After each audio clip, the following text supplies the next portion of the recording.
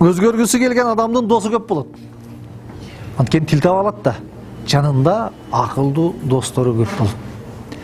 Баягы кашына кар жаап жүрсө каяктагы дос? Ким сүйлөшөт аны менен?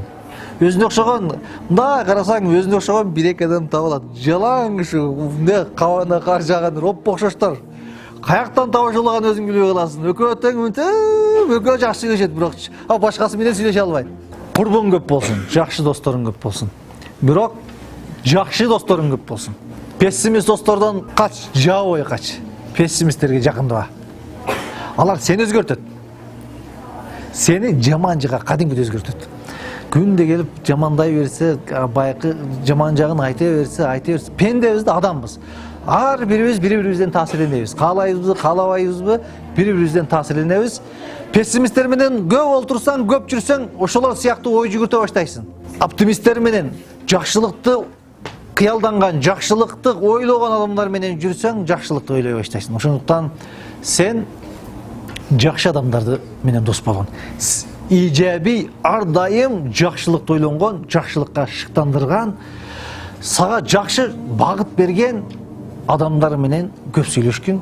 Баягы ар дайым арызын муун айта берген, күйөөсүн жамандай берген, бир тууганын жамандай берген, атасын энесин жамандай берген, мугалимин жамандай берген, курбусун жамандай берген. Ол адамдардан кач, бол. Кереги жок. Бул бир. Андан кийин арыз муңуңду көрүнгөнгө айта бербе. Негизи арызданбаш керек, айтпаш керек эч кимге. Ал только зыян. Мондай уган, мондай өзүңө кайгыны гана алып келесиң. Эмне пайда? Өзгөчө аял затында ушул табият бар. Ичиңдеги кайгы муңду бирөөгө айтып, өзүнчө жарылып алат. Жеңилдеп алат. Эмне пайда? Эмне пайда?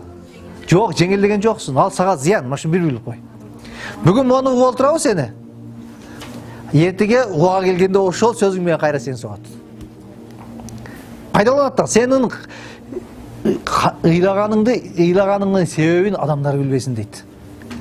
Анткени ал сени кантип ыйлатыштын жолун үйрөндү дейт. Ошон үчүн эч качан арызданба. Кайгы муңуңду айта бербе. Айткан сайын күчөйт.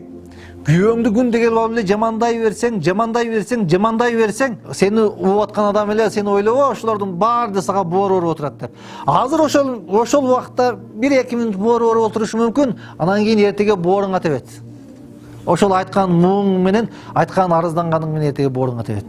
Өзүң айтпадың беле, сенин күйөөң мондай, айтпадың беле, сенин бир тууганың мондай дегенде 100 жыл болсо да шуну айтпай жүрө бербептермин деп аттан кылышың мүмкүн. Ошон үчүн оптимист адам, өзгөргүсү келген адам арыз муңун элге айтпайт. Кереги жок. Арыз муңду элге, журтка айтыштын эмнеси жок? Кереги жок.